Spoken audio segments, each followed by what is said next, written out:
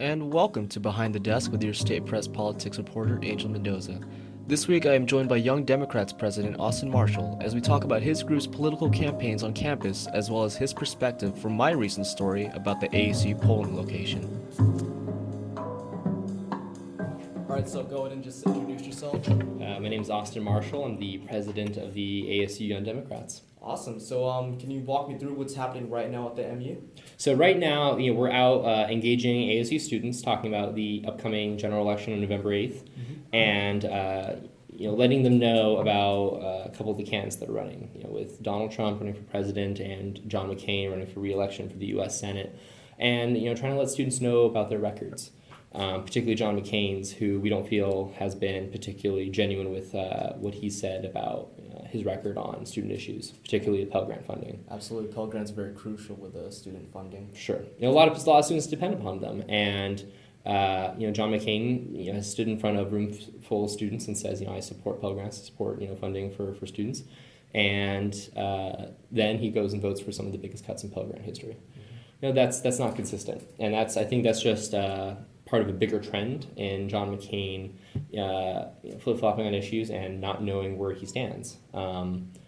Take immigration as another one. He's said he's for immigration reform and that he wants a comprehensive plan, but then he goes, whenever he's up for re-election, he backs away from that and he just says build the dang fence. So hence the flip-flops. Hence the flip-flops. And so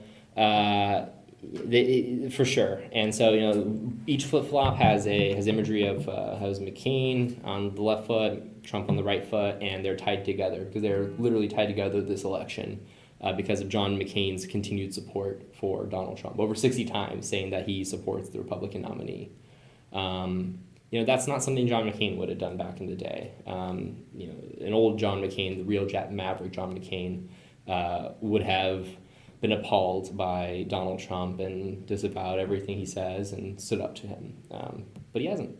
Oh, so is this also kind of a simultaneous campaign for Ann Kirkpatrick as well? We're letting people know. We're letting people know that there's a incredible candidate with Ann Kirkpatrick running. She is the congresswoman from Arizona's 1st congressional district, which represents Flagstaff, Northern Arizona, the Navajo Nation. It goes from the Utah border down to Cochise County. It's massive. And she has a history of winning tough fights, and I think this is going to be a tough fight all around. And I think she's definitely shown that she's a incredibly viable candidate, that John McCain's vulnerable, and that things are going to go her way.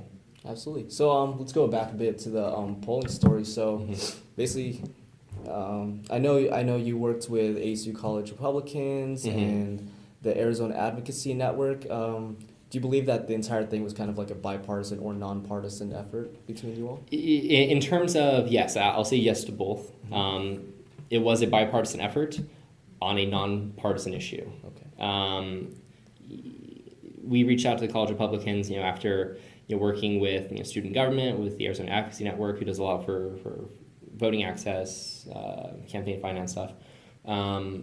We reached out to the College Republicans and let them know about it, and they jumped on the idea, immediately, saying that they were wanting to sign on and, joining a joint letter from all of our organizations to the county recorder with options that had been proposed.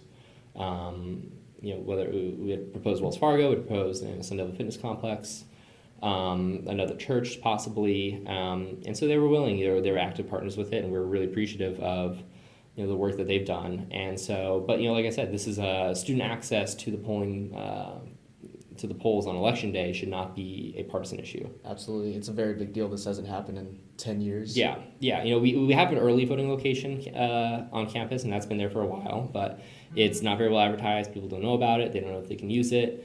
And we want to make sure that students have the option of actually going to the polls on election day. It shouldn't, just because we have the early location, which is fantastic and we are appreciative of that, that shouldn't be a reason to not have one on election day as well. Do you have any advice to young politicians out there regarding November elections, what they should do and how they should register if they felt like it? Honestly, if the biggest thing that they can do is get involved. Help out with whatever candidate you believe in, or helping out with your state party, your local district party, making calls, knocking on doors. It's great. Say for our stuff, that what we do as a club, we bring in speakers on campus, we do events, we do stuff like this, with flip flops.